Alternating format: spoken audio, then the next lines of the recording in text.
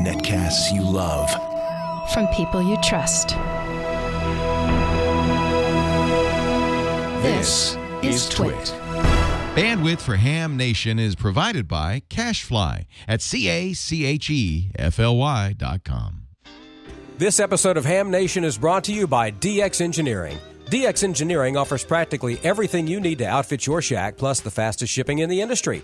Most in-stock items ship the same day, Monday through Friday until 10 p.m. Eastern. For more information, visit dxengineering.com/hamnation. And by ICOM. For more information, visit icomamerica.com/hamnation. By Rocket Mortgage by Quicken Loans. Home plays a big role in your life. That's why Quicken Loans created Rocket Mortgage. It lets you apply simply and understand the entire mortgage process fully, so you can be confident that you're getting the right mortgage for you. Get started at rocketmortgage.com/hamnation.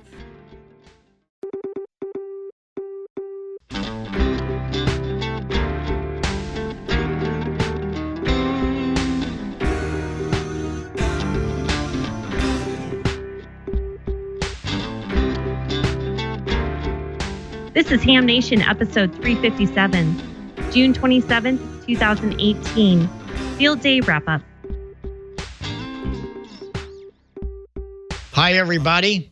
From Pleasant Hope, Missouri in the Ozarks, it's Bob Heil, and I have a whole bunch of really good friends with me. We're here on Ham Nation. This is a show about ham radio, and we welcome you to join in and go look at the chat room. There's lots going on over there.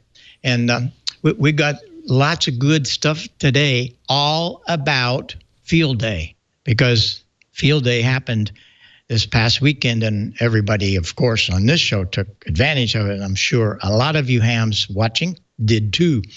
And let's go around the horn and see who we got here. First of all, George, did all this storm and lightning and so on affect any of your big transmitters, or did you escape? I escaped on that. However, I didn't escape on doing field day from out in the woods this year. We had thunderstorms come in Friday afternoon and evening, and there was no way to set up a campsite. So we ended up doing field day from the shack here. Oh, well, it's always fun. We'll be back to you because I know you have a bunch of things to talk about. And next, let's go see about... they let him out. He's been in court, everybody. So here he is in person. Is Don Wilbanks? Yes, not as a defendant this time. No, well, actually, never as a defendant. I've been appointed to a grand jury, which is, if you know me, is frightening in its own self. But yeah, we've had some interesting times listening to cases on the grand jury. Some of this stuff I may need brain bleach for. But it's been interesting nonetheless. We'll have a solar report from Dr. T coming up. Not video, but she did give me some diagrams to show you, and we will pass that along. And we've got a bunch of good stuff on the show tonight, Bob. So back to you. Okay, WTWW is on and off. They've had a few storm damage things. They hope to be back on by the time things get going here. So might have to take a little bit of wait to hear this on the great WTWW. And we'll talk about that a little later on in this show. And then out on the coast is the field day master is Gordon West. Gordo, how you doing, and what all happened in your field days? Well, Bob, we had a great field day with our emergency group called MESAC. And Bob, we did field day exactly where you were several years ago on Goat Hill. And while 6 meters and 10 meters were in bright and early on Saturday morning, of course, 11 o'clock California time, the band went, and we worked a ton of locals, but we had 20 and 40, and I think 75, and things were doing great. And I look forward to seeing those of you in the Bay Area, not only for PacificCon later on this fall, but for the Nevada Convention put on by Snares and the Nevada Convention Group in Reno, Nevada, July 20, 21, and 22. Back to you, Bob. Okay, well, we're looking forward to getting together at some of these great shows. I'll be at Albuquerque, Huntsville, and everybody be warned that Huntsville is going to be pretty special because Don Wilbanks, myself, Joe Eisenberg, George, if you're coming, somebody's going to have to come to hold that team. I don't know. We're going to have some kind of resolution with all these crazies that's coming. Don't forget Emmett from Radio Waves will be there as well. And I know we've done between Emmett from Radio Waves and the HRO crowd. We get silly at Huntsville. Get over there on that WTWW microphone and who knows what. Yeah. Oh, it's there too. Fun.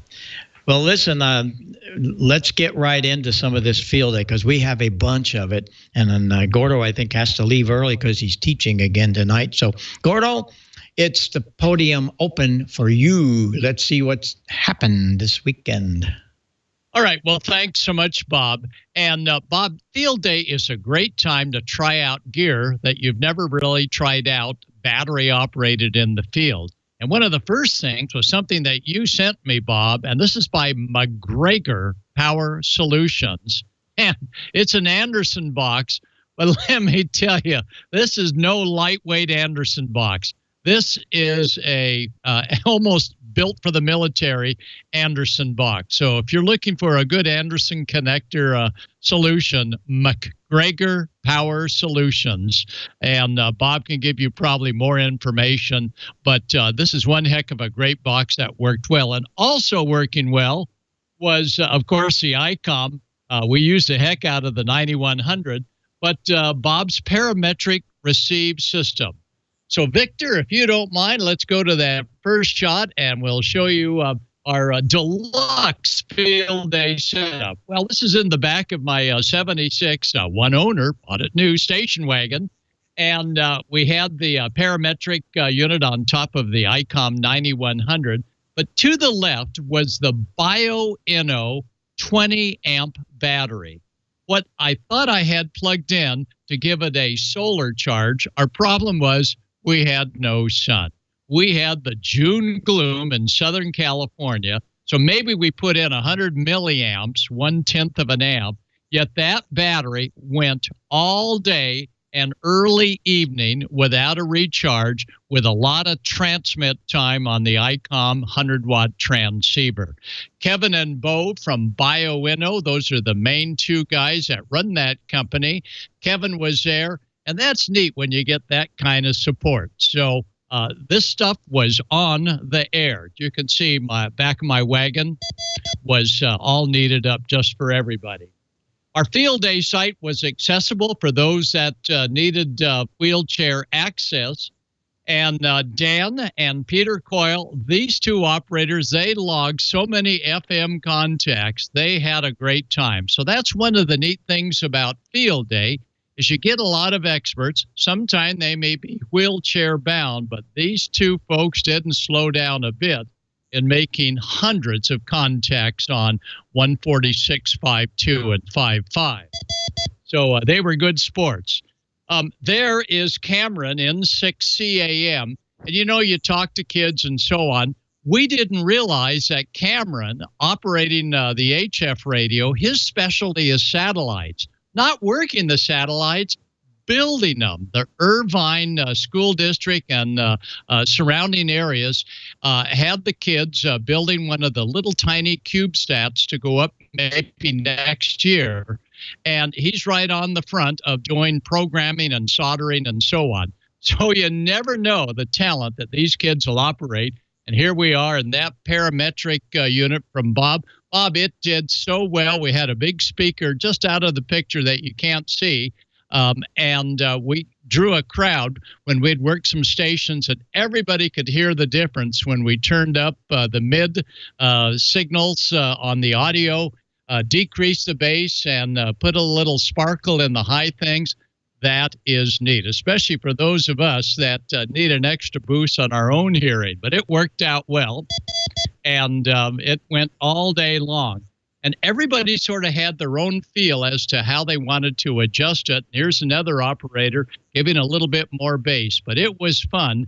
And in spite of all the RF, this unit really held its own out in the field, somewhat non-grounded, but it was just a great performer for tailoring incoming audio. Well, your field day station doesn't have to be majestic. This is Cameron and his dad, Dylan, AE6 Delta Bravo. And they had a small little power supply and a small little battery and a monster vertical antenna that Dylan sells on the internet. And look up his call sign, Alpha Echo 6 Delta Bravo.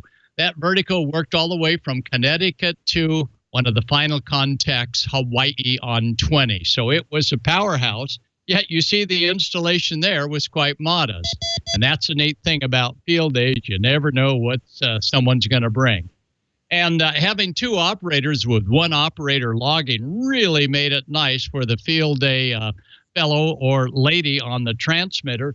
And I love it each time Dad or Cameron would make a contact, got a little smiling face off to the left. And notice that's on 6 meters, and we had some brief openings on 6, but they just weren't coast to coast. So sorry on the East Coast, I missed all of you, but we hope something soon will come. And here it is.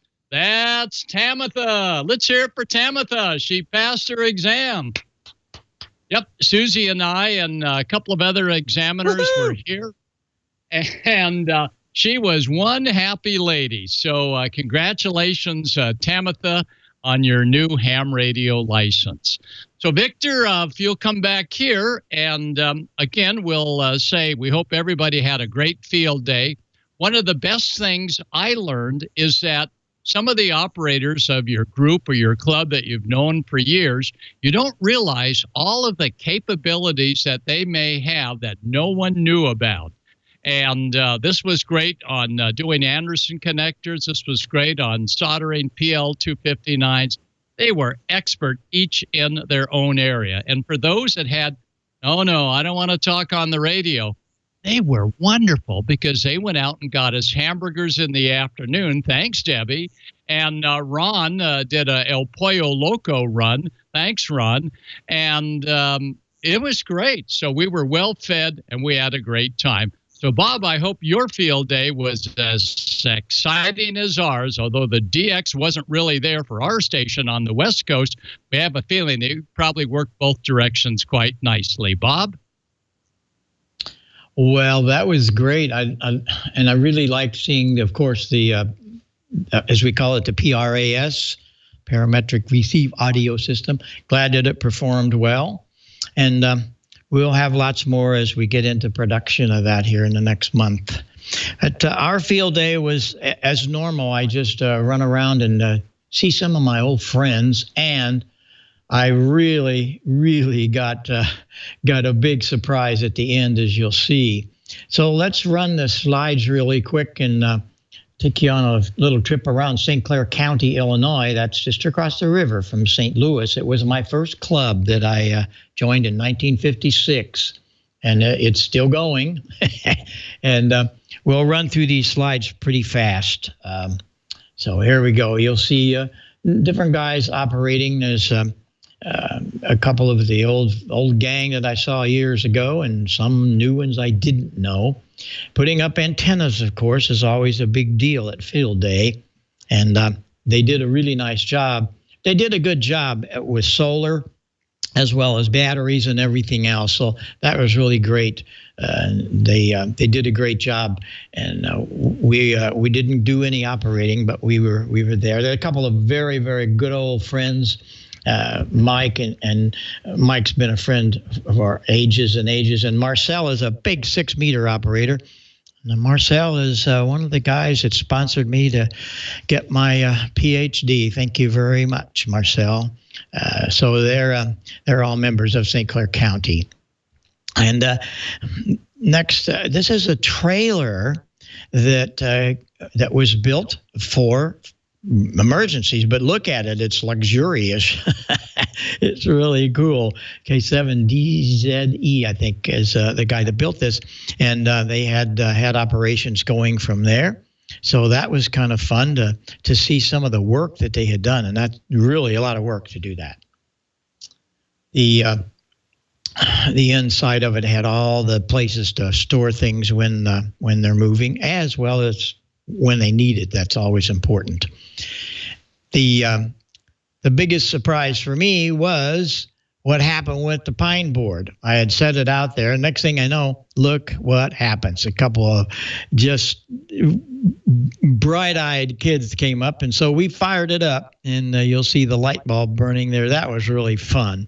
So we appreciated being able to show the pine board, and that was kind of the star. Everywhere I went, I took it with me. And then we moved on to Mount Olive, Illinois, and you'll recognize KO0Z. I always get his comic stuff. Ron is the editor of the new products and of CQ Magazine. And he's been a good friend for many years, a teacher for many years, and he's taught a lot of youngsters how to get their license. So we really appreciate that. They had a nice field day, and that was a Flex, that W9L. Is that right? I think N9L. I get his call mixed up with, and he even said that too. He gets it mixed up with valves. It's kind of fun. But they had a nice facility and worked a lot of stations. As I said, I didn't get involved in it. But here's what happened to me on the next run. I came across these guys that were at the field day in Hillsboro. These guys and gals, they are from Pana High School, and they're standing in front of a solar-powered car that they built, and they're going to race it from Texas to California next month. We'll talk about that a little bit as far as how you can get involved in it. This is an amazing project. Here are some of the slides from that the kids had been building in high school, and they did all the work. That's not one of them. We got them kind of messed up. The kids built this themselves. There was no outside help. They built it in the high school. And let's see if we can find the next one, Vic. There's their, they did that with a 3D printer. There they all are in some form of the frame they had built. I'm just so impressed because one of the things about it is that they had to do this all on their own. This is a national contest, and they started out by designing it and making things happen. And boy, did they make it happen! And I'm just overwhelmed at how cool these kids were. They did it all. We're talking welding and all the electronics, figuring all that out, the solar switching, and so they had their hands full, but they made it happen. And it was from the scratch that they did. Now there they were, getting some of the wiring together for the switching, a couple of meters that went into the panel. And gears, all of this had to be made and put together by the students. And, of course, the parts came from different places. But there they are getting ready to weld some pieces onto the back. The frame's taking place. There's the steering.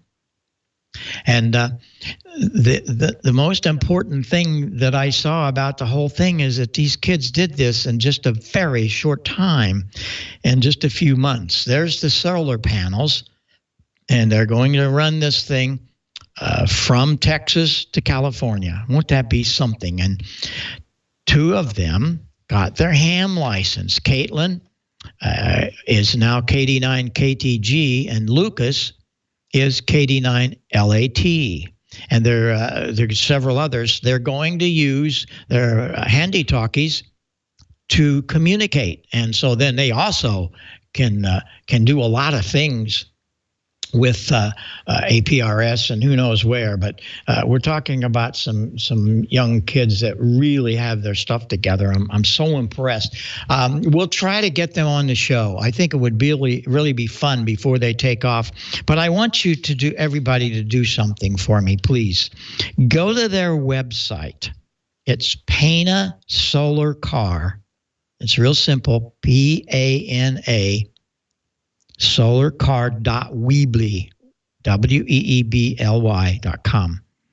And when you go to the website, there's a place that we can send them money. They're short on some of their funds, and I think it would be great if the ham radio community would help them a little bit and take them over the top, because I personally want to see this happen. And I think that with our help, we can do that. So check it out. It's Pana Solar Car. I think if you put that in Google, it'll even come up to their page. But I'm really impressed with the kids. There's something, and these are part of a STEM. The science, technology, electronics, and math.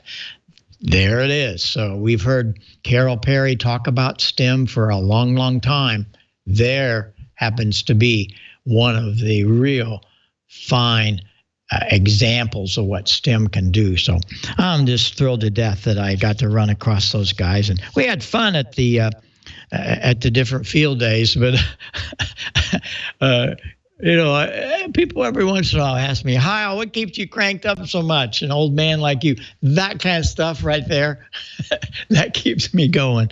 There's just so many avenues of this hobby. And there are those young kids that they have their license and they're going to make it happen. So what can I tell you? But please go to their page and let's see if we can't help them a little bit. And I'll try to get them on the show. The problem is they're so busy trying to get the finals together and, all the stuff they have to do because they leave next month. So, Don, did you do that kind of stuff when you were in high school, or were you like me, like just, kind of did every day? We didn't. I mean, I graduated 40 years ago, so there was no such thing as STEM. There was, obviously there was auto shop and things like that. I did 2 years of electronics at a VOTEC, my junior and senior year, the last 3 hours of the day. I did the first 3 hours at the high school. Then I had an hour and 10-minute lunch period because that was the way the schedule was. And then across town was the vocational technical school where I took electronics the last 3 hours of the day. So that was my STEM. Plus, hanging around broadcast engineers and fooling with the CB radio stuff, that was my STEM. But man, if we'd have had that stuff 40 years ago, just imagine the brainiacs we'd have out there now. And STEM is the best thing. Tyler's robotics, that's nothing but STEM. He's gotten to travel, a couple of places all around the country with that. And just that in itself, broadening your horizons, is well worth it. But yeah, STEM is just the absolute best. So wish those guys all the luck in the world. Yeah, we definitely need to get them on the show. Well, I want to talk to you about the Olympics of amateur radio, and that, of course, would be the World Radio Sport Team Championship 2018 this year, happening in July in Germany. Speaking of a little bit of travel, and DX Engineering is all over that. While the world's best contesters will be vying for the top spot, operators like you can participate by working as many two-person teams as possible. And, of course, DX Engineering has everything you need to help you get in on the excitement. They're a gold sponsor of WRTC 2018, and whatever you need, they've got. For instance, if you're thinking about upgrading to an OptiBeam HF directional antenna, now's the perfect time. Exclusively available in North America at DX Engineering. They offer more than 60 HF OptiBeam Yagi and log cell Yagi antennas in an impressive range of configuration and band coverages. Whatever you need, they've got it, including the most from the most modest to the most massive monobanders, 40 through 10-meter multibanders, and 80-meter Yagis for stations looking for the optimal advantage. The OptiBeam antennas deliver the highest possible gain, cleanest radiation patterns, efficiency, and top-level power handling. You just can't kill these antennas.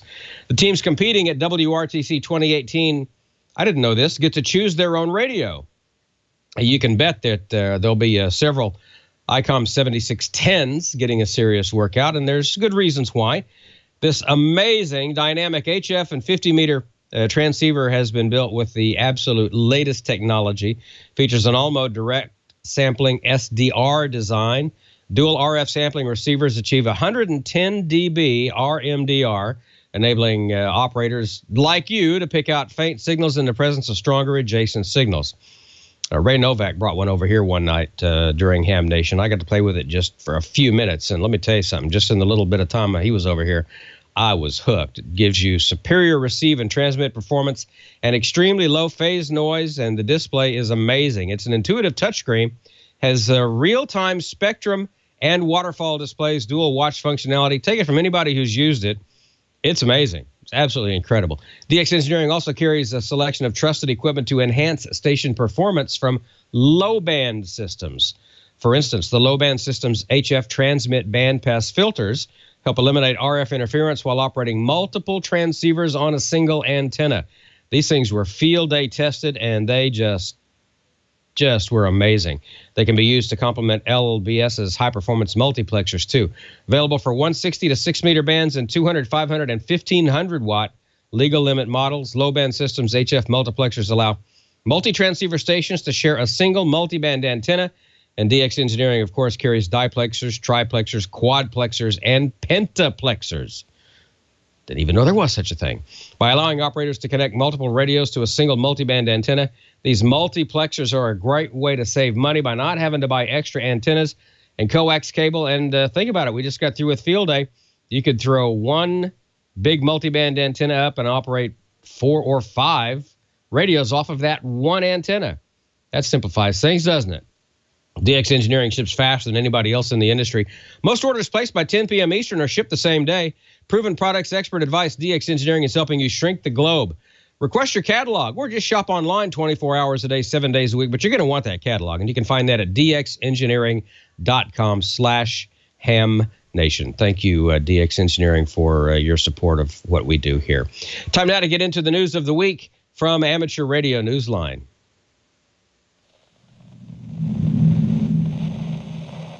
From Amateur Radio Newsline Report, number 2121. These are the Ham Nation headlines for Wednesday, June 27, 2018. We begin this week with an update on the Ducie Island DXpedition, which sets off in late October. Excitement is building, and progress is too.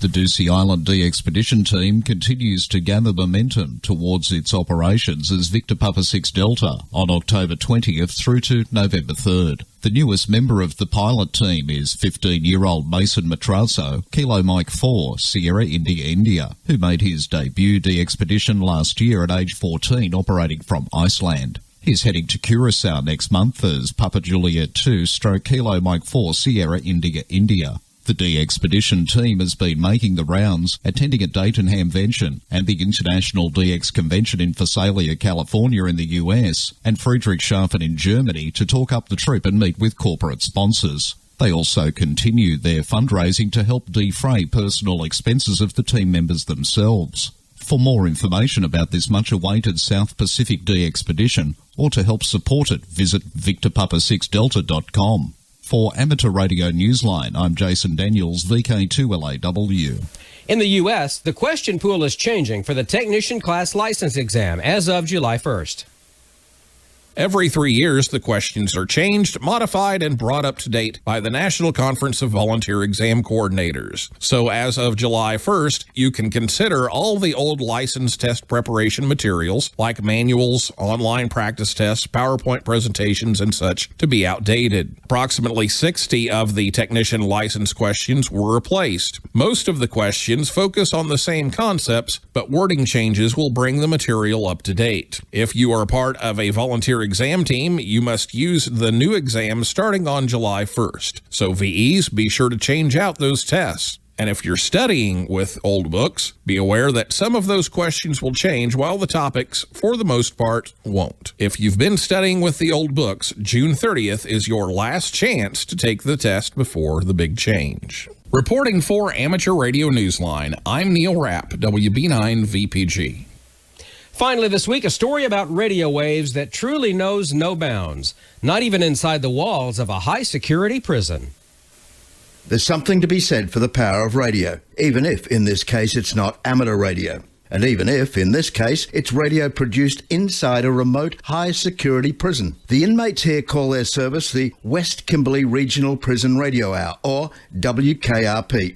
No, not that WKRP, the name of the radio station in that wildly popular American TV series of some years ago based in Cincinnati. This is radio programming that gives details on prison happenings. When it was launched last year, it was envisaged as a bulletin service of sorts for simple updates, but now the program is heard outside the Western Australian prison's prison walls on community stations. If you've ever had Mike fried as a ham, you've something in common with the inmates here who received expert coaching from Rebecca O'Meara and encouragement from producer Brad Spring of Derby Aboriginal Media Corporation. Now the hour-long weekly show is heard through the National Indigenous Radio Service. The audience isn't a captive one, but the program's announcers are, at least until they've served their time. Hams can relate?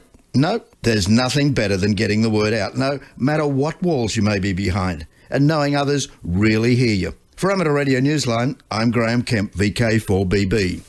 And that's all from the Amateur Radio Newsline, your independent source for amateur radio news for 4 decades and counting at arnewsline.org. With Jason Daniels, VK2LAW, Neil Rapp, WB9VPG, Graham Kemp, VK4BB, Karen Eve Murray, KD2GUT at the news desk in New York, and our news team across the globe. I'm Don Wellbanks, AE5DW. 7-3. We'll see you next time here on Ham Nation.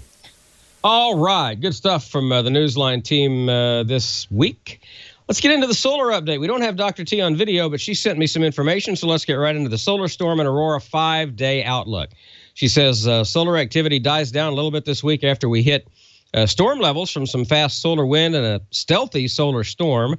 Disturbances may continue for the next few days as a remnant coronal hole passes through the Earth's strike zone and brings some sporadic fast solar wind. Auroral propagation modes may be active for short durations over the next few days. Take a look at the radiation storm outlook. The sun finally dims down this week as we return to a spotless sun. Solar flux tanks as a result, so you can expect radio propagation on Earth's day side to suck as the week wears on. She assures me that suck is a technical term known by solar physicists the world over. Unfortunately, our slip into poor radio propagation continues easily over the next week and possibly longer. No new active regions are expected to rotate into solar view anytime soon. So that's what's going on with that. Of course, you need to follow her on Twitter and Periscope. She is available on Twitter, almost all the time. Literally, it seems like 24/7. At Tamitha Scove is the Twitter page, and there you see it right there. And, of course, spaceweatherwoman.com. And, we reported last week, and Gordon showed you a picture of Dr. T with her CSCE or SCSC here, her paper from passing her tech test. And KM6 VCO is her current call. She's working on getting there she is. Look at that smile. She's working on getting her vanity call, something space weather woman related, I'm sure. So be watching for that. But anyway, there you go. There's info from Dr. T, and welcome to the family, Doc. It's good to have you here. Let's get into a little bit of a video from Dan Van Evenhoven. Say that 3 times fast. He's got some information about Field Day. The Fox Cities Amateur Radio Club held their Field Day event at the Valley Aero Modelers Club field. Setup started early in the morning. The GOTA station and the VHF station got up very quickly. The sideband and the CW station took a little bit longer, using a piece of PVC pipe and a ladder for a tower, which didn't go up quite as planned. For an antenna, the CW station used an off-center fed dipole, up about 35 feet, and the sideband station used mostly tuned verticals. Shortly after Field Day started, the local Fox affiliate showed up to shoot some video for the evening news broadcast, which was very well done and very complimentary to amateur radio. Even with media there, it was time to get down to business. The GOTA station made some very quick contacts, as well as the VHF and UHF station. Not to be outdone, the CW station took off as well. And the sideband station made some quick contacts right at the open. Come evening, satellite passes became a mode that was available. Gary and Terry worked together and made 2 contacts. The thing with Field Day for the Fox Cities Amateur Radio Club is it's more of a social event. Sure, there's things that we want to accomplish, and we want to do well in the exercise, but the main thing is a social event. As we continued on, the CW station ran in shifts and ran continuously, while the sideband station had more of a rotating schedule, which suited most of the operators, even though we did have a few issues with overheating on the rig. The VHF and above kept very busy as well. Even Nate came out and did a quick little drone pass. From the Valley Area Modelers Club field, home of the Fox Cities Amateur Radio Club Field Day 2018, this is Dan, N9LVS, 73. Heard it, worked it, logged it. It's time to get the transceiver that's best suited for your lifestyle. ICOM offers a variety of high-performance and innovative products. See how you can make the most out of contest season with these transceivers. The competitive edge you've been looking for, raise the bar and hear what others cannot with this flagship HF 50 MHz transceiver, the IC7851. Reciprocal mixing dynamic range, crystal clear local oscillator design, spectrum scope, dual receivers, and digital voice recorder. The IC7610 is the SDR every ham wants and just in time for contesting season. This high-performance SDR has the ability to pick out the faintest signals even in the presence of stronger adjacent signals. The new ICOM IC7610 is a direct sampling software-defined radio that will change the world's definition of a SDR transceiver.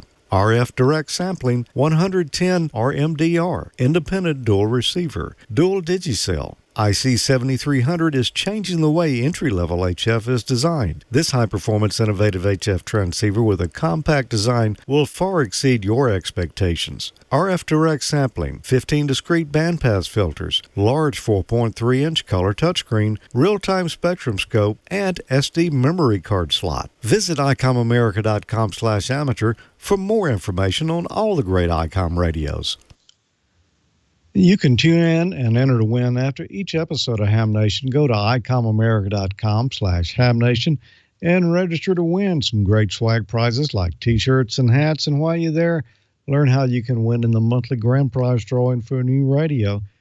For June, that new radio is the ID31A Plus. It's a great entry-level D-Star handheld, a UHF transceiver with IPX7 waterproof rating. It has the new terminal mode and access point mode that enables you to make D-Star calls through the internet, even in areas where there's no D-Star repeater accessible. DV fast data mode, DV and FM repeater, search function, and a lot more. So go to icomamerica.com/hamnation after this and each episode of Ham Nation and register to win. Sign up, good luck, and don't forget to follow ICOM America Inc. on Facebook and Twitter. And now to my field day stuff for this week. Don mentioned a while ago in that DX engineering spot about these bandpass filters here. This is the second year we've used these with our field day operations. We bought several of them last year. And I'm going to tell you, they really make a difference. If you've got several operators at your location and you're all, of course, working different bands, you really can't be on the same bands. But if everybody's on a separate band, you're still going to get some splatter and descents and interference from the other guys because their antennas are just so close. You use these right here, and it's really going to reduce it. I could still tell occasionally that there was somebody else, in the shack here who was transmitting, but it certainly didn't knock anyone out that I was listening to. Without these, it's a little tough, but these really do work. They're not very expensive, so I would suggest check them out before next field day. You'll be glad that you did because it really is useful item there. For field day this year, well, we didn't get to go out to the woods like we wanted to, like we've done in the past. Once again, thunderstorms moved in on Friday afternoon and Friday night, prevented us from setting up our campsite, so we weren't able to do field day from the woods this year as we'd hoped. We'd cleaned out a great area there, a great campsite, but, just couldn't do it. So we operated from the shack here again. And we set up a lot of antennas all over the yard, front yard and backyard. So our neighbors got a good eyeful of what antennas are. My next door neighbor just had to ask, what is that? What are y'all doing? All these vehicles over here with antennas on them. So I explained, and they thought it was interesting. The antenna I used this year, though, it's the first time I've ever used this. It's an MFJ hex beam, and boy, let me tell you, this thing really worked well for me. This particular model covers from 40 meters all the way up to 6 meters. You can see Wayne and Tommy and I are out there starting to push it up in the air and kind of guy it off there. It worked great. Now, you notice I don't have a rotor on it. So I was not, and it's a beam, so I was not able to aim it where I wanted to. So we relied on wind power to rotate the hex beam in random directions. So I never knew exactly which direction I was pointed.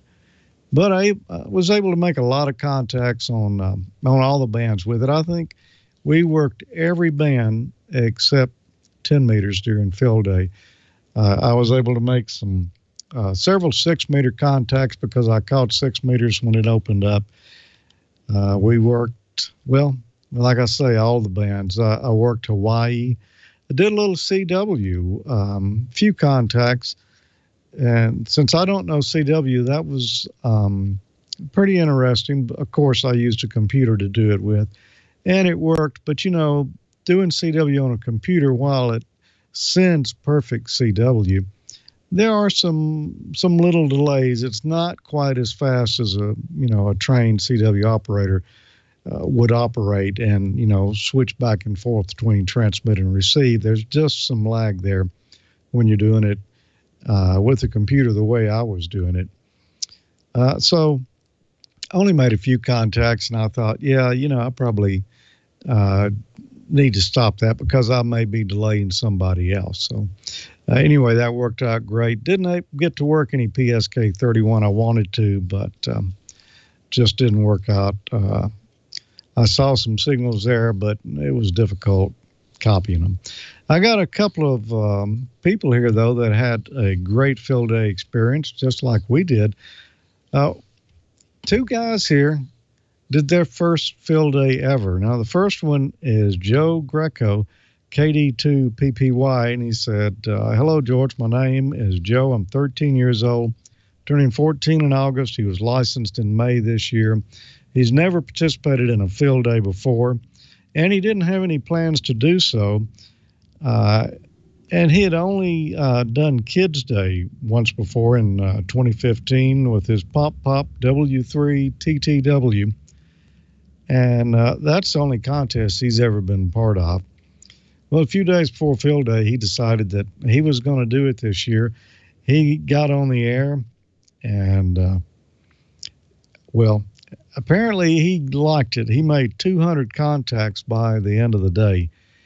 He had a great time. Everybody was trying to work him. He really stayed busy operating from home there in New Jersey. He said it was a blast. He can't wait to get more into contesting. So, Joe, congratulations on your first real field day there. 200 contacts, single operator, first year. I would say you did excellent.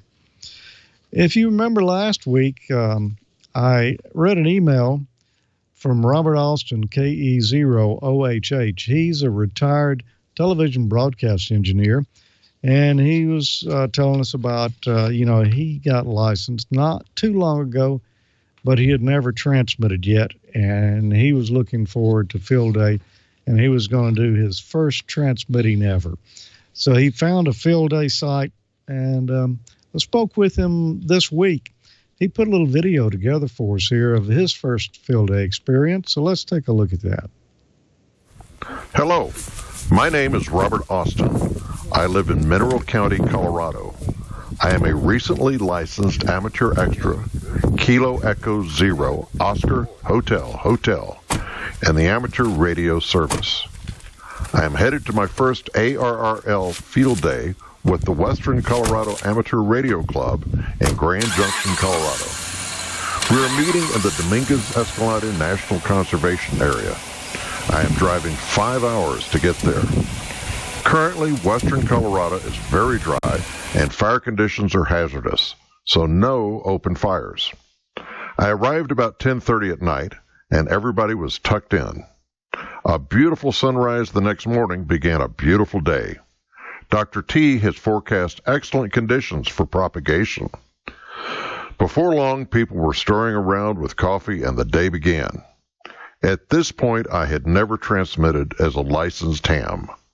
A member was good enough to work with me, and I made contact on my Alence HD1 GPS from about 80 feet on Simplex. I had been having trouble programming it, but now confirmed it worked. Tents and tables were up, but now it was time to put up antennas. First went up a fiberglass mast. It was a group effort. Guy lines were added, and for this we used baling twine. It is cheap, light, strong, and easy to work with. There is also a line passed through a carabiner at the top, used to raise a 3-element antenna, attached at the feed point. Once up, the elements are spread apart with about 3 feet between elements on each side. Again, more twine. The guys and lines to the elements are secured at either trees or rebar stakes. The elements are lined up north and south, and the guys are spaced 120 degrees apart. A member provided a neat cardboard cutout with a hole and slit that was marked for 120 degree spacing. The slit allows the guide to slide around the mast and show proper guy alignment. He also had another that was marked with vertical, topped with 90 and 120 degree angles that helped with element positioning. Once that was done, the feed line was fed to the tent and ready for radio to be connected. Another short mast was stood up for a single element 40-meter antenna. Then I helped loft an inverted V with another member using a fishing rod and tag line. I had been putting lures in trees for years, and that skill finally paid off. I used 2 half-inch hex nuts on the end of the line, cast it over a ponderosa pine limb, and got lucky the first time. The nuts were removed, and we attached a lime green paracord. To make life easier, electrical tape was wrapped around the knot on the paracord to form a sharp cone ending on the fishing line. The knot had been catching on branches, but now with a little coaxing, it passed easily. The feed point was raised, paracord tied to a small tree, and elements spread and staked. I brought with me a magnetic loop antenna, put it on top of my car, and tuned it for 7.250 megahertz. It tunes very narrow, but my SWR meter showed 1-to-1. I brought my ICOM 7300, set it up in my trailer, and tested it for receive. Later that evening, I took my transceiver to the tents and connected it to the 40-meter vertical. Now it was time for my first HF contact. It took a while, but with encouragement from behind, I finally made contact with Kilo W6 Mike in Oregon. I told him that was my first HF contact, and he was absolutely giddy in support of what he'd helped me do. Sunday continued to be an eye-opener for me as far as contesting. The club operated under Whiskey Zero Romeo Romeo Zulu call sign and 8 Delta Colorado designator. Radios were operated by a number of people I am proud to call friends. At one point, the club president handed out commemorative cups for the event, a class move. This is a good group of people, knowledgeable on many aspects of amateur radio and responsive to questions. Finally, it came time to close down and go home. This was an enjoyable experience for me, one I hope to repeat. The drive home allowed me to see the beauty I had missed driving in during darkness. I had no idea that canyon was there and had driven by it several times. Thank you for your time. I hope you enjoyed my story. 73, Kilo Echo Zero, Oscar, Hotel. 73, Robert. Great story there, and glad you were able to get on the air, and it sounds like you found some excellent Elmers there, and that's what it's all about, is helping other folks come along, get into the hobby. He had many years in television, but he was new to ham radio, and things just, a little bit different. Everything, it's still RF, but, the way hams do things are a little bit different especially under different conditions, like all the outdoor work they were doing there. So glad you had a great time there. I got just a couple of quick tips I want to show. After you've done field day, you got to tear down all your gear and put it up. And it really helps if you take your time, tear it down, and store it away correctly. So next time you need it, you don't have just a big mess trying to, get all your cables untangled and everything back out and ready to go up again. So we're going to do a quick tip here. This one came from, Don Wilbanks, but we'll show it anyway. The proper way to roll up coax, and I hope you can see this. First, you just make one loop around, just like you would normally think you would. Instead of going another loop around just like that, give it a little twist. Yeah, that really didn't work, did it? Maybe I should get Don to do this. Give it a little twist. I can't do it now that we're on camera. Well, so much for that idea. Well, an awesome try, George. That works really good for microphone cables, too. Yeah, I can actually do it. It's just hard for me to do it when it's you're sitting there with a microphone in front of you, yeah. Yeah. But if you do it just right, with the alternating loops, where it will actually, if you hold on to one end of the one connector end, you can just sling that whole wad out and it'll go straight out with no loops, no kinks, no tangles. Exactly. It's amazing, and that's the best way to do microphone cables and coax. So there you go. So extension cords. Once you've got it wound up, doing the alternating loops, like Don said, practice with it a little bit. It's and depending on how stiff the cable is, you might actually have to twist your bundle around to get the alternate loop going in the right way. Once you've done that, though, you need to tie it up so it doesn't come loose on you. Here's a trick I learned a long time ago that you can even use this for tying your shoes, and it really works. You got a piece of string here. You want to tie your cable up to keep it from coming loose. Instead of just wrapping around once and say tying a shoe knot in it, wrap it around there twice. All right. And we're going to tie a knot sort of like you would tie on your shoes, but you make two little loops right there. There's one for that end of the cable, one for the other end of the cable. Hold them up beside each other, like rabbit ears. Okay. Mm-hmm. Loop one over the top of the other one. And now you could just pull it tight right there, and you would have a knot like you would tie your shoe with. Don't do that, though. Loop it over one more time so you've twisted it around there twice. And this is hard to show as well. But once you've done that, go ahead, straighten your loops, pull your loops back out there.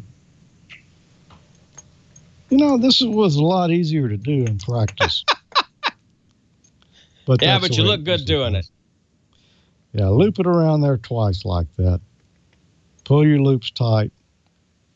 And it looks just like, the knot you would use to tie your shoes with. And you can actually tie your shoes this way too, but the thing that's good about it is it doesn't come loose. It stays tight. And when you're ready to use your cable again, you can just grab the ends just like, you had tied your shoes, and you want to untie them, it comes right loose. But by making those loops and looping around there twice, it gives it a good firm grip, and it's a good way to keep your cables together. Nice tip. And that's all I got to say about that.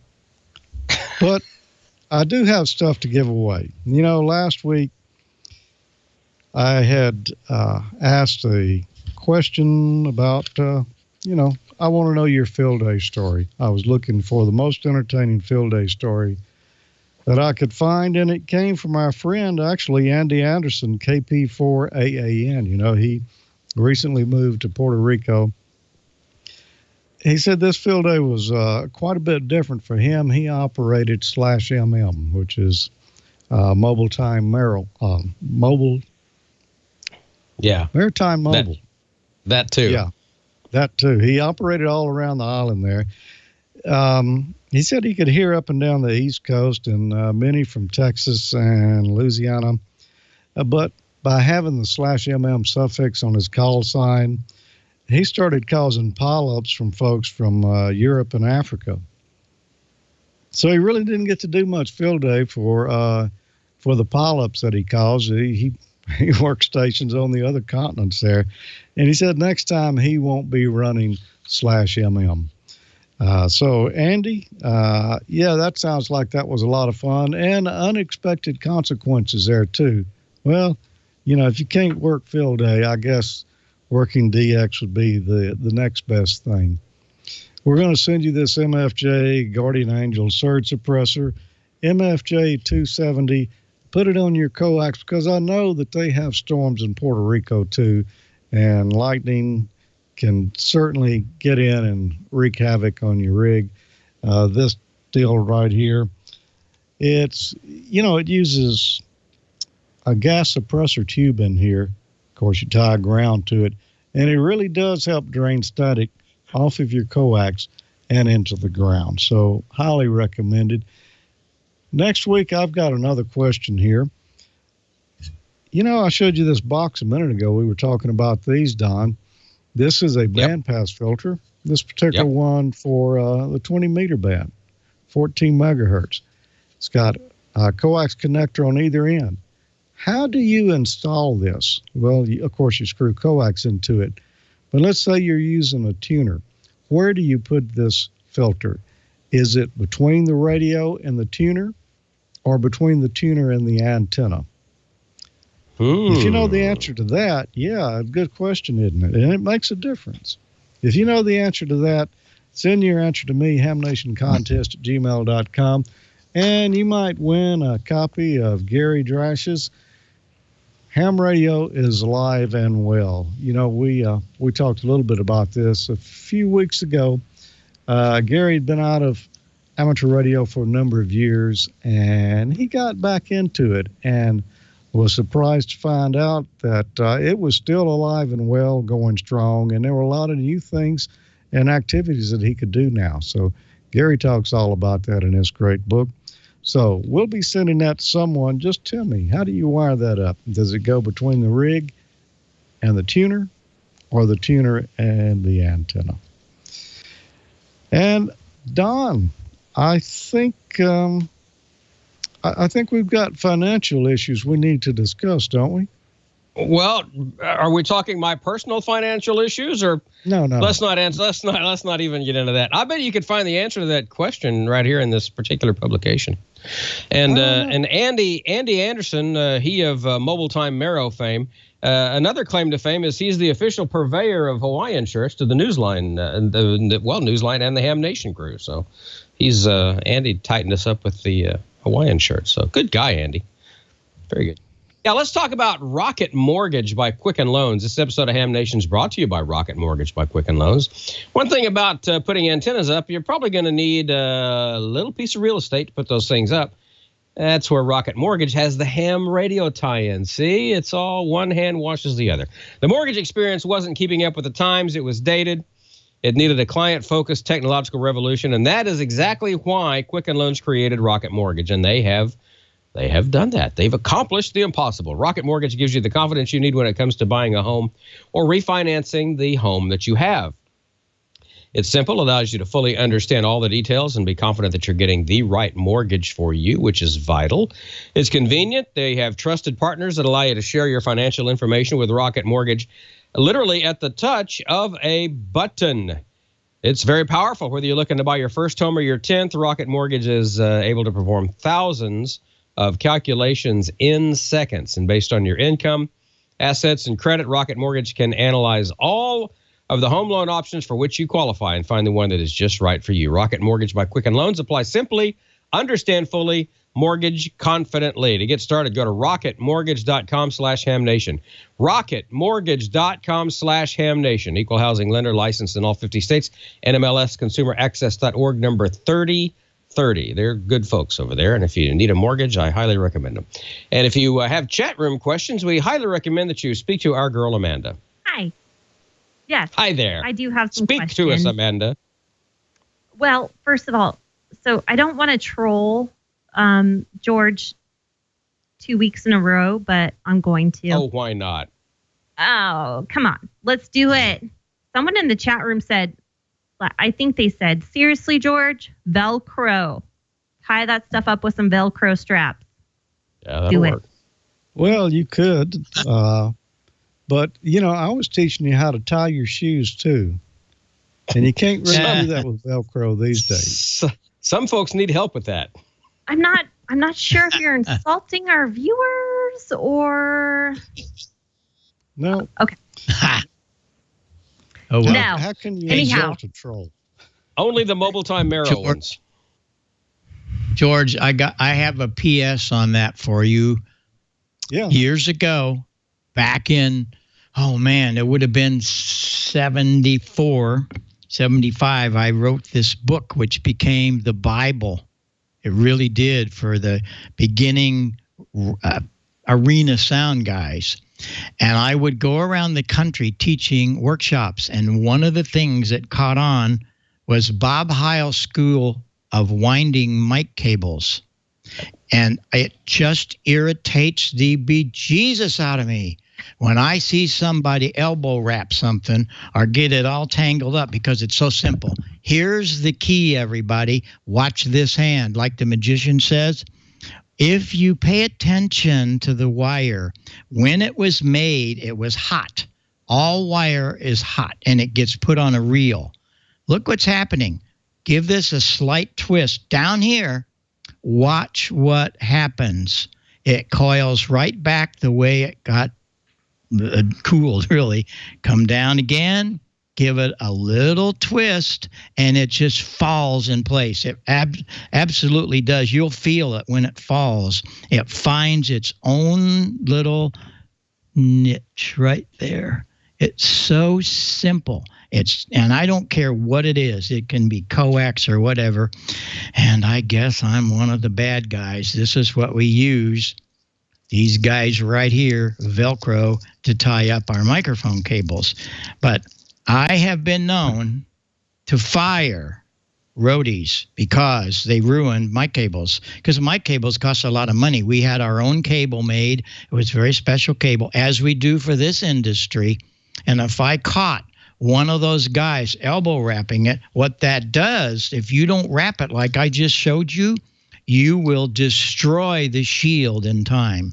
And you'll go out to do a show or hook up an antenna, and it doesn't work. And then you find out, well, you don't really know, but you've destroyed the shield. And that's Bob Heil's School of Cable Wrapping. And I'm serious.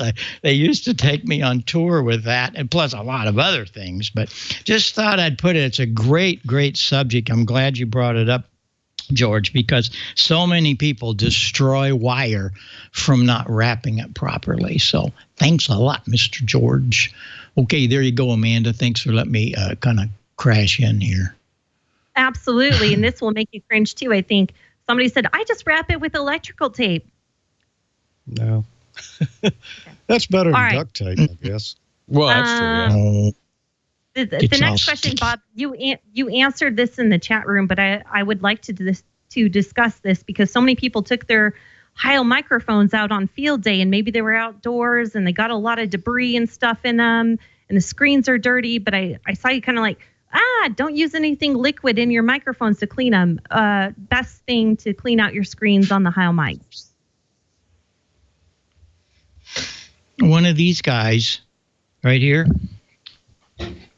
and just be very careful, but brush it, and hopefully you don't have any water in it. You don't want to get any water into here, but you can brush it with a toothbrush.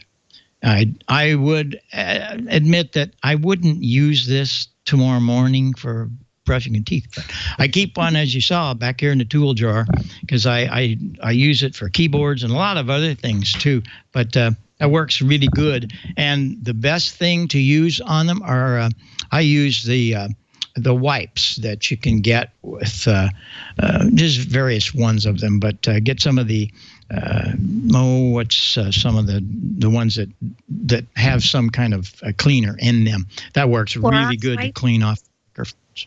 Yeah, that'll work. Okay. Well, thank you very much for that. And the next question, George, I'll send that to you after you find your Velcro. Is there a problem with sending too much power to an antenna? What can happen if you send too much power to an antenna that was not made for it? Well, you can cause something to arc on it. You can burn up your coax. You can maybe destroy some connectors.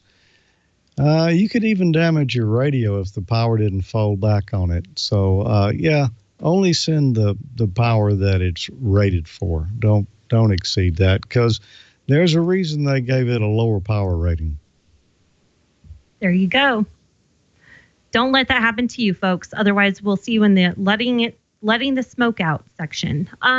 Okay, one quick announcement here, and this one's really, really sweet. KC0 in UK wants us to know that his wife and him are celebrating their 10th anniversary tomorrow. Ooh, nice. And for that anniversary gift, Jennifer got her tech ticket. So her new line is KE0SJA. So congratulations, Jennifer. Yeah.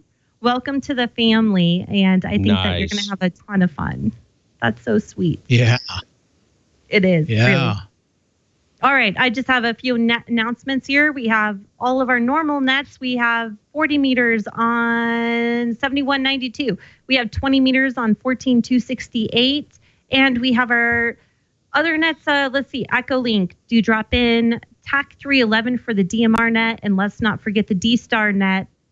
And that's on 14 Charlie. So have fun with those. I hope you get to join in. I don't even have I can't check in on HF because we're still torn down from field day. So maybe I can grab a handheld and check into the others. But thanks, Net Controls, for everything that you do. And I'm glad that you're home. And I talked to Kevin today, and he said that he had some problems at field day. And I'm sorry. Delta wanted to say hi too. Anyhow, yeah. If you've got your systems back up and running, check in. If not, we understand. All right. That's all I have. Oh, well, wait. I'll talk about the fire. I'm sorry. It's now 1,200 acres, 400 homes evacuated, and a Type 2 team is coming in tomorrow to take over. It's pretty serious. It's close to some homes, so we hope that the wind changes and it goes the other way. And I hope that I don't have to be on it. That's all I know. Who's closing it up? Bob? Hey, you know what else works for cleaning antennas? Cleaning microphones? This right here. Yep. Works for me anyway. Well, because you're full of it all the time, Don. Hot air? Yeah. Hey, Don. Yeah. Yes. Don, finish it up. You really want to do it. That's foam inside here. Pull it out. Hey, I've already done that. I just didn't want to show it. It's a family show. I didn't want to watch. I didn't want to show you pulling the foam out because it's a family show. But I've already done that. And that's why you can see it. Yeah, you can watch it. That's true. And then you just poke it right back in there and make sure that it's seated under there and screw it right back on. There you go. I just saw this go flash by. Somebody said they were about to spray deoxin on their microphone. No.